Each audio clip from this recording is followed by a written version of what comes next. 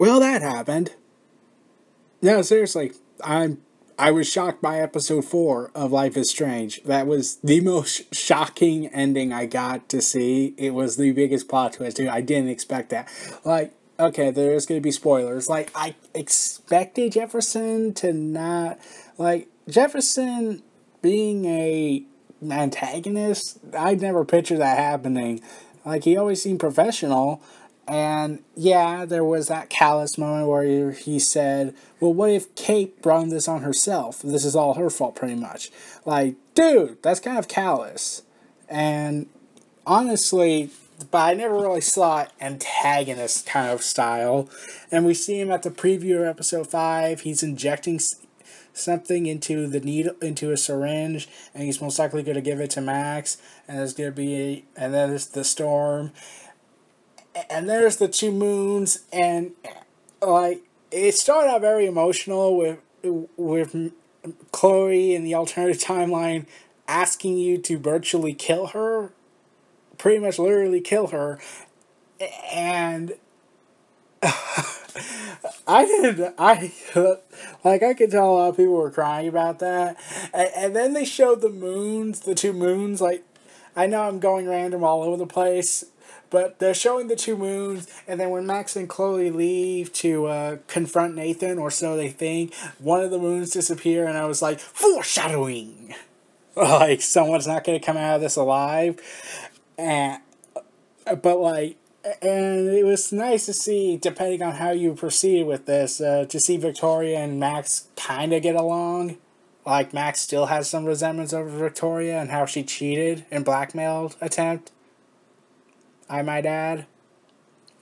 Then there's Warren beating up Nathan, and I'm like, wow, I highly doubt anyone spared him. What was not answered was seen in the trailer, where Nathan says, a storm is coming, you're all gonna die. Or did he say the storm is coming? That wasn't answered, so I was like, is that safe for episode 5? Like, there's a scene where Nathan is screaming out, the storm is coming, we're all gonna die. Or they're all gonna die, and he's gonna try and make a run for it. Like, they have the bunker, the dark room as it's called. They have that bunker, and it looks like it's ready for the apocalypse. But there was some unanswered questions, like we found out, like, Rachel's dead. Wow. Like, part of me expected that. Mostly because there's no sign of her, there's no evidence of her, there's no photographs saying that this might be her. It's just straight up out of nowhere, no longer around. And it's kind of twisted that Nathan and Jefferson, I think Nathan had handed this too, that both him and Jefferson went ahead and buried Rachel at the same place where she and Chloe always hung out at. I felt like that was twisted right there. My God, that's sick. And Chloe asking, what kind of world does this?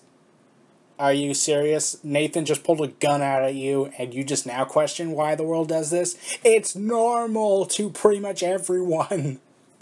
Unfortunately. If only things were more simple. But that would take forever in logic.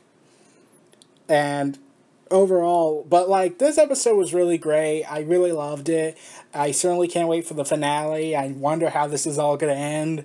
Is Max going to survive or not? Is the storm going to destroy the town, or is Max going to save it? No one knows. This is why it's called Polarized, I think. This was Neo Reality Entertainment. Feel free to like, comment, subscribe, and donate, and stay tuned for more.